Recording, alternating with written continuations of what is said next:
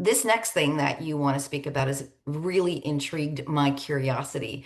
Creating communicative temptations. Yeah. It's not a new thing. It's not something I've created. It's something that we do, and it's something that I think parents, don't realize they're doing. And this is what we're going to talk about. So here's the secret. Sometimes the best way to encourage language is not to give your child everything right away, right? Sometimes we develop these habitual responses from our child by right away responding to their pointing or their vocalizing, that we miss those opportunities to shape all of that into a word or into something that approximates what it is they're looking for. So when, let's say, a child is pointing for cookies and they go, and we give them the cookie right away, they're going to learn that all they need to do is just make that sound and point every time they want a cookie, if we just give them the cookie every time.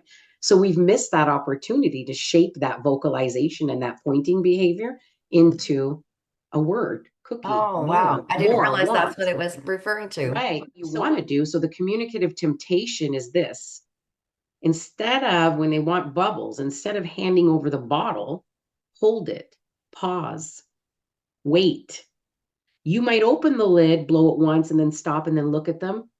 And then look at them expectantly. And then that pause is the space where your child is motivated to vocalize or gesture or attempt a word.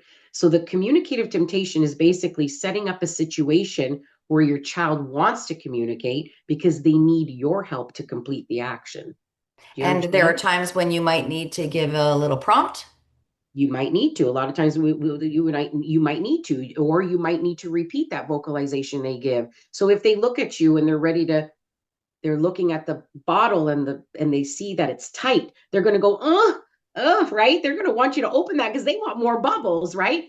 But if you right away open up the bubbles, start blowing, then you've kind of missed that opportunity for them to maybe say more, or for them to say open, right? Those are Yeah. those functional words we want to try to teach. So we know what they want.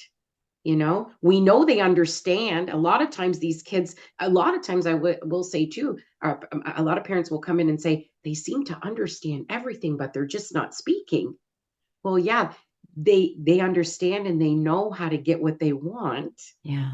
without being encouraged to try something more sophisticated than just the vocalizing or the grunting or you get what I'm saying?